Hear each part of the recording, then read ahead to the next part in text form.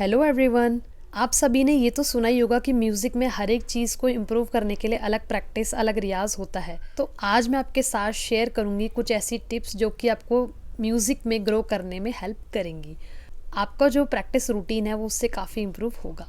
सबसे पहली बात, अगर आप अपनी आवाज़ में मिठास लाना चाहते हैं तो आपको अलंकारों का रियाज़ करना है। जितनी बार आप अलंकार, पलटे, सरगम इन सभी चीज़ों का रियाज़ करेंगे उतना आपकी आवाज़ पॉलिश होती जाएगी, उतना आपकी आवाज़ में निखार आएगा। तो पहली एक्सरसाइज आपकी पलटे हो गए वॉइस में स्वीटनेस लाने के लिए।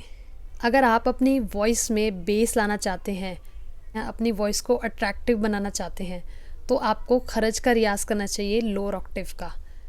लोअर ऑक्टेव का रियाज़ करने से आपकी वॉइस में नेचुरली बेस आता है और आपकी वॉइस काफ़ी अट्रैक्टिव बनती है। लोअर ऑक्टेव में रियाज करने के काफ़ी बेनिफिट्स हैं। इससे आपकी रेंज भी बढ़ती है और आपकी वॉइस में डेप्थ भी आती है। तीसरी टिप है आपकी, अगर आप अपने सुरों को पक्का करना चाहते हैं, अपने सुरों को सही से लगाना चाहते हैं, तो होल्डिंग नोट्स का रियाज़ करें।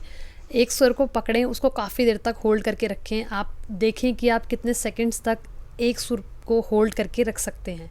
आप टाइमर लगा के भी ये चीज़ चेक कर सकते हैं कि आप एक सुर पर कितनी देर तक होल्ड करके रख सकते हैं। अगर आप अपना ब्रेथ कंट्रोल बढ़ाना चाहते हैं तो भी होल्डिंग नोट्स का रियाज आपके लिए हेल्पफुल रहेगा।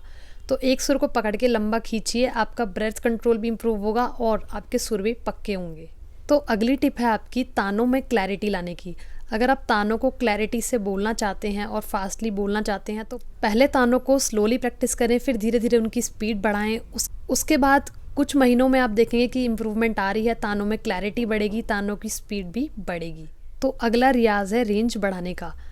देखिए, ये चीज़ तो सभी जानते हैं कि लोअर ऑक्टेव में रियाज करने से हायर रेंज आपकी बढ़ती है, लेकिन ये इनफ नहीं है। आपको तीनों ऑक्टेव्स में गाना आना चाहिए। तो धीरे धीरे आप प्रैक्टिस कर करके आगे बढ़ें तीनों ऑक्टेव्स में। धीरे धीरे जहाँ तक आपकी वॉइस कंफर्टेबली जा पा रही है वहीं तक उसको लेके जाएं और धीरे धीरे डे बाय डे या मंथ वाइज आप जैसे भी कंफर्टेबल हो उस तरीके से आप अलग अलग ऑक्टेव्स में आगे बढ़ें।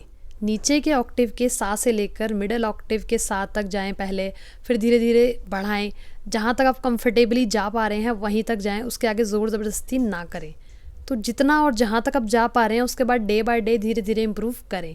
तो ये एक्सरसाइज करने से आपकी तार सप्तक की जो कैपेसिटी है वो इम्प्रूव होगी। बाकी last but not the least tip जो कि है आपकी रागों को समझने के लिए। तो बेसिकली रागों को समझना आसान भी है और मुश्किल भी।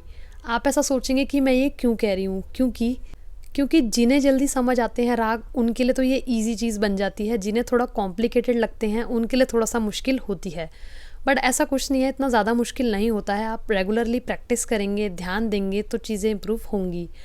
तो रागों को समझने के लिए आरोह अवरोह पकड़ को समझना बहुत ज़रूरी है, जो कि किसी भी राग का बेस होता है। तो उसको अच्छे से समझें, प्रैक्टिस करें, उसके बाद ही आप आलाप पर जाएं। तो ये कुछ टिप्स थे। आई होप आपको हेल्प मिली होगी।